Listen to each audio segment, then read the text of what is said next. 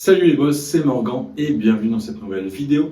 Aujourd'hui, on va voir l'anatomie de ta coiffe des rotateurs et ce en moins de 3 minutes. C'est parti. Donc, pour rappel, ta coiffe des rotateurs est composée de plusieurs muscles. On retrouve le subscapulaire qui s'attache sur la scapula à ce niveau-là.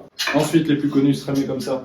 Tu as le supraépineux qui s'attache dans la fosse supraépineuse. Donc ça, c'est l'épine, elle s'attache au-dessus.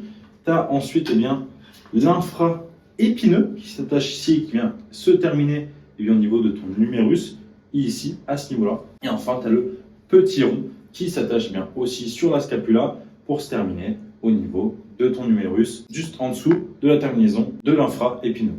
À noter que là, bien sur le squelette, on voit bien les terminaisons qui sont séparées, mais en réalité, dans ton corps, on a un tendon commun de la coiffe avec supraépineux, petit rond, infraépineux. Il y a vraiment un travail en synergie de tous ces muscles pour justement venir coiffer ton épaule. Concernant les actions, il y en a plusieurs. On a la rotation latérale par l'infraépineux et le petit rond, la rotation médiale par le subscapulaire, et également, on va dire un peu d'abduction avec ton supraépineux. Et donc, ok, c'est cool, tu connais tes muscles de la coiffe, mais à quoi est-ce qu'ils te servent vraiment? Quelles sont les actions de ta coiffe?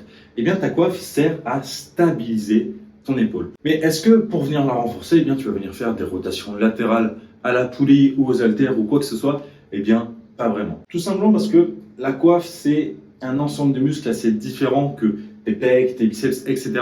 Pour ces muscles-là, tu les travailles plus pour l'hypertrophie, mais pour ta coiffe, c'est mieux de la travailler de façon fonctionnelle, un peu comme ta sangle abdominale. Tout simplement parce qu'une coiffe qui est fonctionnelle te permettra de limiter grandement tous les risques de blessures et toutes les conséquences de potentielles blessures. Donc pour venir travailler ta coiffe, on va surtout chercher de l'activation.